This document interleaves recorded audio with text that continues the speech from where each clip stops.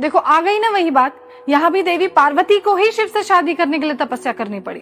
तुम शिव का वियोग भूल रही हो शायद। और उससे भी जरूरी बात ये कि देवी पार्वती ने तपस्या शिव से शादी करने के लिए नहीं, शिव को पाने के लिए की थी। What's the difference?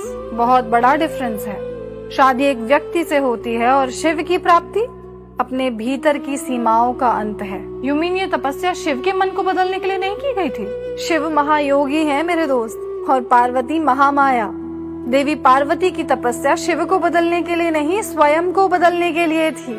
उनका उद्देश्य कभी शिव को मांगना नहीं, खुद को उस स्तर तक परिष्कृत करना था जहाँ शिवत्व को धारण किया जा सके।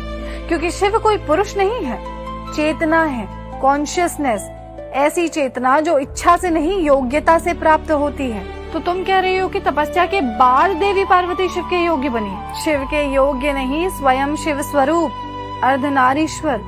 क्योंकि जब चेतना का स्तर एक हो जाता है तो मिलन अपने आप हो जाता है। समझी नहीं? साइकोलॉजी में एक शब्द है असोर्टेटिव मीटिंग, यानी अगर तुम्हें अपने जीवन में एक शांत, समझदार, सुलझा हुआ, मैच्योर इंसान चाहिए तो पहले ये क्वालिटीज तुम्हें खुद में इम्बाइब करनी होगी।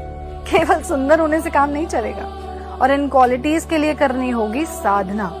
मन को साधना होगा, मन से लड़ना होगा, भीतर से तपना होगा, और व्रत इसी तप की एक क्रिया है। इस हिसाब से तो ये व्रत स्त्री या पुरुष का विषय है ही नहीं, विषय है साधना। चेतना के स्तर को ऊपर उठाने की प्रक्रिया है व्रत। चाहे 16 रखो, 8 रखो या 1 भी नहीं, अगर भीतर परिवर्तन नहीं हुआ तो व्रत केवल कैलेंडर में पूरे होंगे, चेतना में नहीं। और फिर तुम वही घिसा पिटा पुराना सवाल उठाओगी कि शिव मेरी सुन क्यों नहीं रहे।